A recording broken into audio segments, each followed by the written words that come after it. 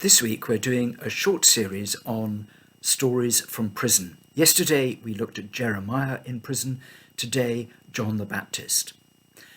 The story of John the Baptist ends with his being beheaded, but the bit that I want to focus on is before that. It was the time that he was in prison. And today's interest is not so much on John, the prisoner, but on King Herod, who was his jailer, the person who had arrested him. And I'm going to read from Mark chapter 6. If you're wanting to look it up, I'm starting at verse 17 until 20. It was Herod who had sent and seized John and bound him in prison for the sake of Herodias, his brother Philip's wife, because he had married her. For John had been saying to Herod, "It is not lawful for you to have your brother's wife." And Herodias had a grudge against him and wanted to put him to death. But she couldn't, for Herod feared John, knowing that he was a righteous and holy man, and he kept him safe. When he heard him, he was greatly perplexed, and yet he heard him gladly.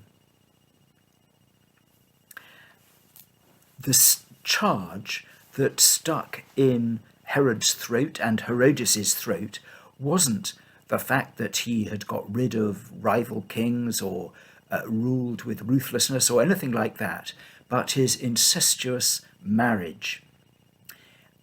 Herod was also a very intelligent man, and rather like students today, he loved to talk late at night through the great philosophical questions over a cup of coffee or a mug of beer.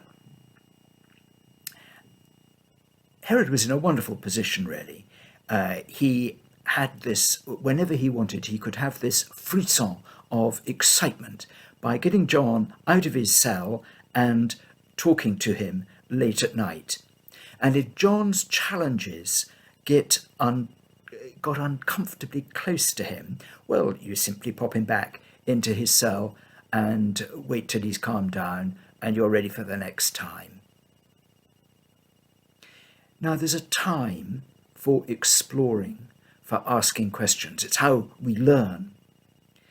Jesus says, however, seek and you will find. The answers to life's big questions do come, and then we need to accept them and move on to the next set of questions.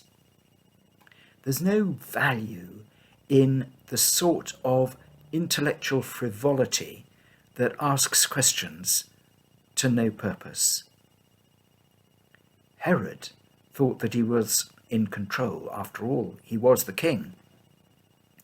He loved to hear the truth, but he failed to follow it, and the result meant both death for John and the condemnation of history for Herod himself. He doesn't get a good press. When we ask the big questions of God, are we ready to act on the answers we receive? That's the question for today. Tomorrow, our next prisoner is Paul.